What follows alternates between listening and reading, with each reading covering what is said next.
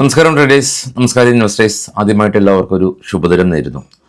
Market ഈ കരടികൾക്ക് പ്രതീക്ഷ കൊടുക്കാതെ മാർക്കറ്റ് ഓരോ ദിവസം സസ്റ്റെയിൻ ചെയ്ത് മുന്നോട്ട് പോകുന്ന കാഴ്ചയാണ് നമുക്ക് കാണാൻ സാധിക്കുന്നത്.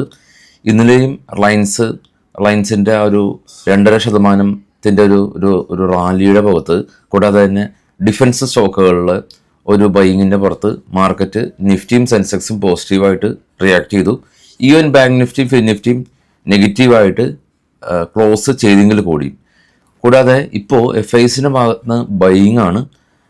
FIS എപ്പോഴും അൺയൂഷ്വലായിട്ടുള്ള ആക്ടിവിറ്റിയാണ് ഇന്ത്യൻ മാർക്കറ്റിൽ നടത്താറ്. ഇന്നലെയും FIS ബൈ ചെയ്തു, DISും ബൈ ചെയ്തു. അതുകൊണ്ടാണ് ഈ ഒരു ബിയേഴ്സിൻ്റെ ഒരു ആഗ്രഹം പോലെ മാർക്കറ്റ് പൊട്ടാത്തത്. ട്രെൻഡും ഇന്നലെ ടോപ്പ് ഗെയിനേഴ്സിലായിട്ട് വന്നു. കൂടാതെ ഇന്നലെ നമ്മുടെ മാർക്കറ്റ് ക്ലോസ് ചെയ്തതിന് ശേഷം US മാർക്കറ്റും പോസിറ്റീവായ രീതിയിൽ റിയാക്ട് ചെയ്തു. അതുകൊണ്ട് തന്നെ ഗിഫ്റ്റ് നിഫ്റ്റി ഒരു നെഗറ്റീവായിട്ടുള്ളൊരു ഇമ്പാക്റ്റ് ഗിഫ്റ്റ് നിഫ്റ്റിയിൽ ആസ് ഓഫ് നൗ ഇല്ല. കൂടാതെ ഗവൺമെൻറ് ഫ്രാൻസിൻ്റെ ഭാഗത്തുനിന്ന് 26 റാഫിൾ ഫ്ലൈറ്റുകളൊക്കെ ബൈ ചെയ്തത് ഇന്നലെ പാരാസ് ഡിഫൻസ് പോലുള്ള സ്റ്റോക്കുകൾ 20% ഒരു റാലിയാണ് ഉണ്ടാക്കിയത്. ഇനി നമുക്ക് ഗ്ലോബൽ മാർക്കറ്റ് ഒന്ന് പരിശോധിക്കാം. ഗ്ലോബൽ മാർക്കറ്റിൽ കാണാം, ഇന്നലെ US വിക്സ് 5% കൊളാപ്സ് ചെയ്തു, കൂൾ ഡൗൺ ചെയ്തു. US വിക്സ് 21 നാസ്ഡാക്ക് പോസിറ്റീവിലായിരുന്നു. Dow 300 point upside. European market mixed ആയിരുന്നു.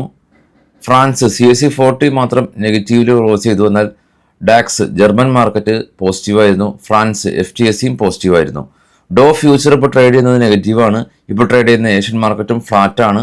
ഏറ്റവും ടോപ്പിൽ നിന്ന് മൂന്നാമത് നോക്കുകയാണെങ്കിൽ ഗോൾഡും $3,313, ബിറ്റ്കോയിൻ 94,000, ബ്രന്റ് ഓയിൽ ഏറ്റവും ടോപ്പിൽ രണ്ടാമത് 63 എന്ന നിലയിലാണ് ഉള്ളത്. ഇനി നമുക്കിന്ന് കുറച്ച് സ്റ്റോക്കുകളുടെ വാർത്തകളിലേക്ക് പോകാം. ഇൻഡസ്ഇൻഡ് ബാങ്ക് ഇവരുടെ CEO റിസൈൻ ചെയ്തതായിട്ടുള്ള ന്യൂസ് ഉണ്ട്. ഇൻഡസ്ഇൻഡ് ബാങ്ക് ഇവരുടെ ഡെറിവേറ്റീവ് പോർട്ട്ഫോളിയോ ഡിസ്ക്രിപ്പൻസി കാരണം സ്റ്റോക്ക് ആ ഒരു സമയത്ത് വലിയ തോതിൽ ഇടിഞ്ഞിരുന്നു. പിന്നീട് RBI വന്നു, അതിനുശേഷം RBI ക്ലാരിറ്റി കൊടുത്തു, സ്റ്റോക്ക് തിരികെ കയറി. ഇപ്പോൾ ഇൻഡസ്ഇൻഡ് ബാങ്കിൻ്റെ CEO റിസൈൻ ചെയ്ത ന്യൂസാണ് ഉള്ളത്. ഇത് ബൈസെൽ റെക്കമെൻഡേഷൻ അല്ല, വാർത്തകൾ മാത്രമാണ്. BPCL കമ്പനി നെറ്റ് പ്രോഫിറ്റ് 9% ഒരു ഫോൾ ഉണ്ടായി എന്നുള്ള ന്യൂസ് ഉണ്ട്.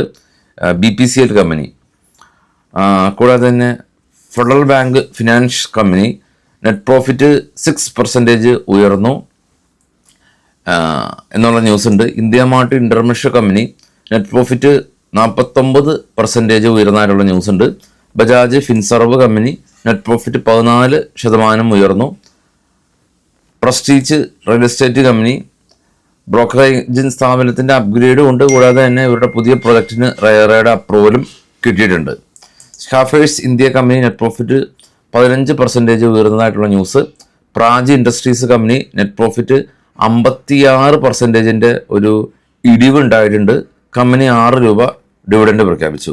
Star Health company net profit almost 100% ഒരു ഇടിവാണ് സ്റ്റാർ ഹെൽത്തിൽ ഉണ്ടായിട്ടുള്ളത്. സിഗരറ്റ് കമ്പനി 110 നിന്ന് 99 പ്രോഫിറ്റ് കുറഞ്ഞു.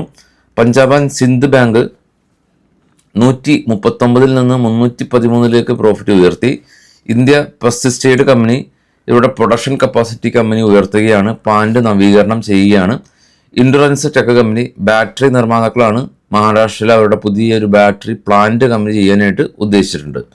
അപ്പോൾ നേരത്തെ കണ്ടതുപോലെ തന്നെ ഇന്നലെ US മാർക്കറ്റ് പോസിറ്റീവായിരുന്നു. ഇപ്പോൾ ട്രേഡ് ചെയ്യുന്ന US ഫ്യൂച്ചർ നെഗറ്റീവാണ്. നമ്മുടെ മാർക്കറ്റ് ക്ലോസ് ചെയ്തതിനു ശേഷം ഗിഫ്റ്റ് നിഫ്റ്റിയിൽ പ്രത്യേകിച്ച് ഒരു പ്രോഫിറ്റ് ബുക്കിംഗ് തന്നെ ഇല്ല.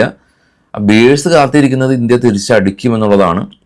ഏറെക്കുറെ ആളുകൾ ആ ഒരു പെർസ്പെക്റ്റീവിലാണ് നോക്കി കാണുന്നത്.